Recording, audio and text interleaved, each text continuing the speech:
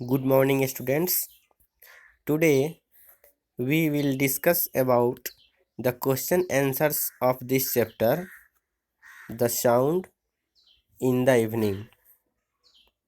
So, before starting this, you have to take a rough copy, a pencil,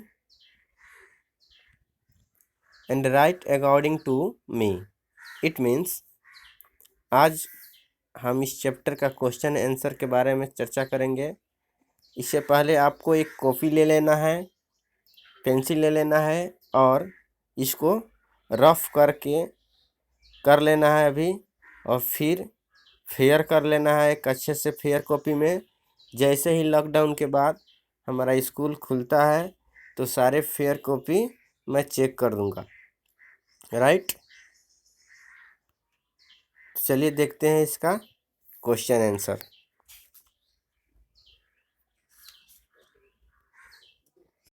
इसका पहला type जो है बच्चों वो फिल इन द ब्लैंक्स है, A1। और उसका जो है फर्स्ट क्वेश्चन जो है वह कुछ इस प्रकार है।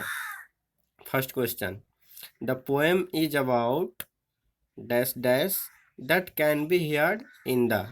यह पोएम किसके बारे में है और इसको कब सुना जा सकता है? तो यह पोएम जो है साउंड के बारे में है, आवाज़ के बारे में है। That can be heard in the, कब सुना जा सकता है? जिसका पोएम का नाम है the sound in the evening, evening, that can be heard in the evening.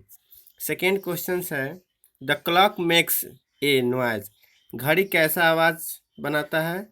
Click click करता है, तो इसका आंसर हो जाएगा क्लिक। नेक्स्ट क्वेश्चन है,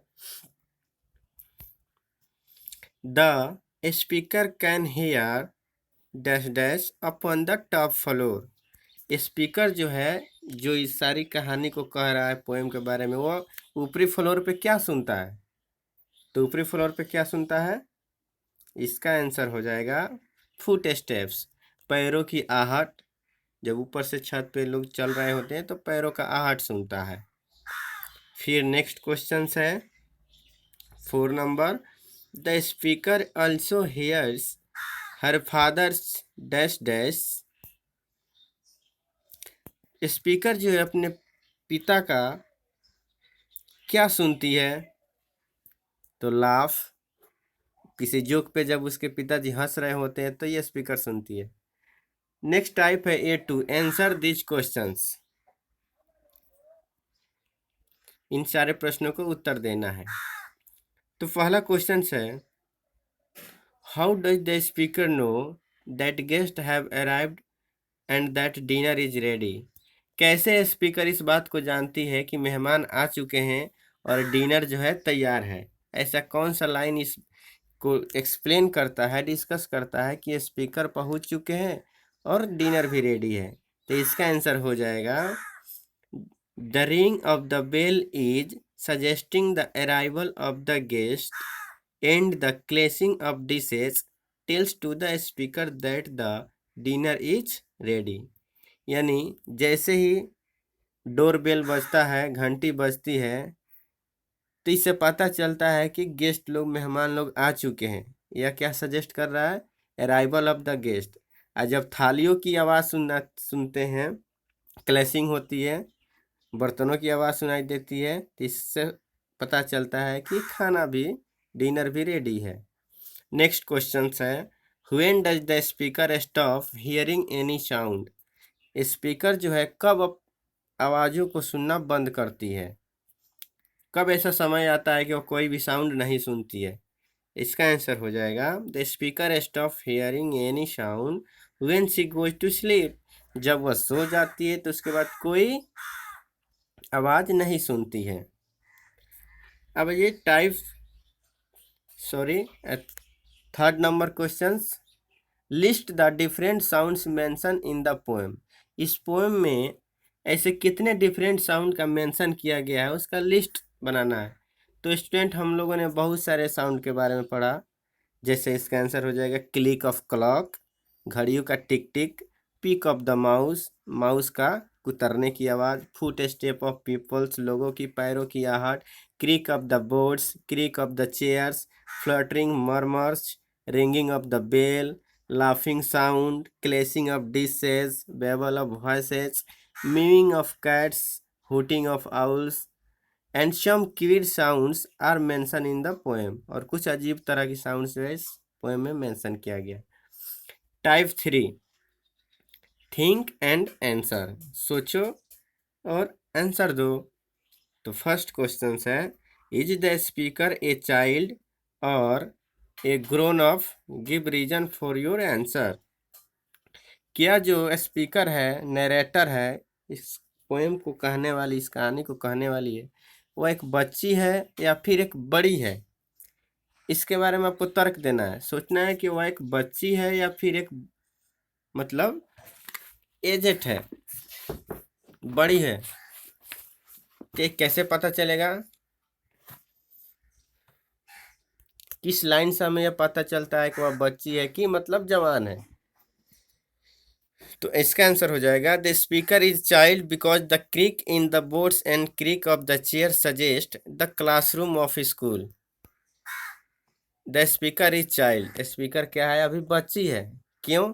कैसे पता चला? क्योंकि creak in the boards and creak of the chair suggest the classroom of school. इस पोएम में 2 लाइन मेंशन किया गया था, creak of the boards and creak of the chairs, यानी कि क्लासरूम में जब वह पढ़ रही होती है तो जो बोर्ड पे चौक का आवाज़ साउंड सुनती है, और चेयर को जब हम लोग खींच कर लाते हैं, मूव करते हैं एक जगह से दूसरे जगह पे, जब मूव करते हैं चेयर को तो एक साउंड पैदा होता है।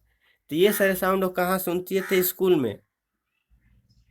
यानी स्कूल की इस बात से हमें पता चलता है कि स्पीकर क्या है? अभी चाइल्ड है, बड़ी नहीं है, अभी बच्ची है।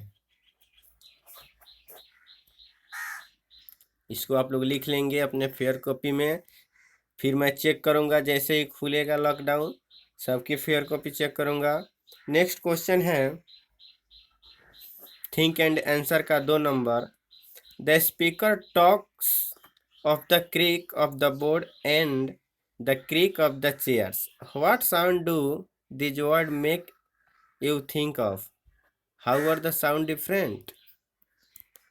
स्पीकर ने, वक्ता ने इस बात को कहा है, कहती है कि क्रीक ऑफ द बोर्ड और creek of the chair,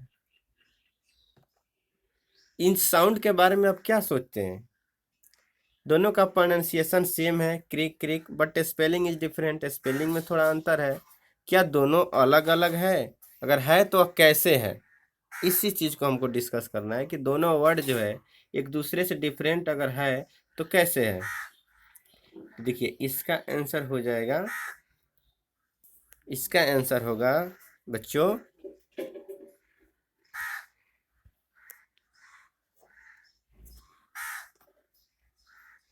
these words made me think of because they seem different in spelling but they are same in pronunciation। Creak is sound of chalk moving through the board and creak is the sound of chair moving on the floor। यह word जो है मुझे यह सोचने पे मजबूर करता है क्योंकि दोनों देखने में स्पेलिंग में डिफरेंट है, बट प्रोनाउंसिएशन क्या है? They are same in pronunciation. Creak of sound chalk moving through the board, creak of sound का मतलब है कि बोर्ड पे चौक का मूविंग करना। Creek is the sound of chair moving on the floor, और जब फ्लोर पे एक चेयर को मूव करते हैं तो वहाँ तो क्रीक, इस साउंड को हम लोग क्रीक बोलते हैं, और जब चौक मूव करता है बोर्ड पे तो उसको क्रीक बोलते हैं, उस साउंड को क्रीक बोलते हैं। थर्ड नंबर है, what do the last 4 line of the poem describe.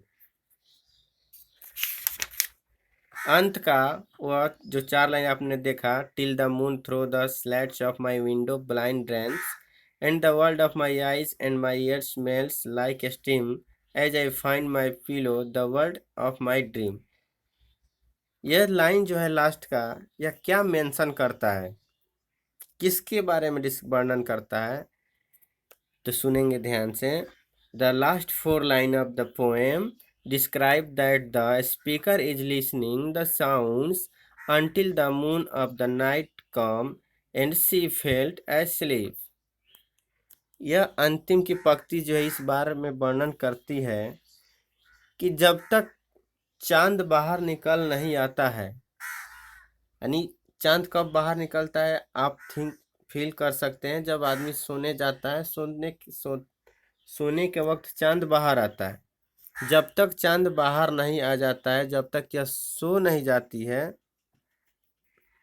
तब तक वह साउंड को सुनती रहती है।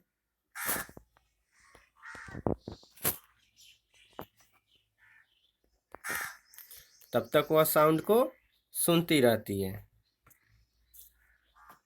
यानी वह कहती है क्या कि मेरे आँख जो है, मेरे आँखों के इस संसार में, and the world of my eyes and my years melt like steam, मेरे कान जो है ऐसे पिघल जाते हैं जैसे मेरा तकिया ही मेरे सपनों का संसार नजर आता है।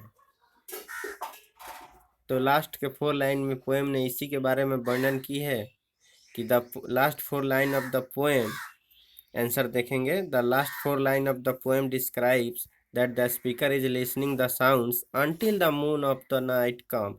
जब तक चांद बाहर नहीं आ जाता है तब तो वह साउंड को सुनती रहती है, सुन रही होती है, और शी फेल्ट एस्लीप, जब तक वह नींद में नहीं आ जाती।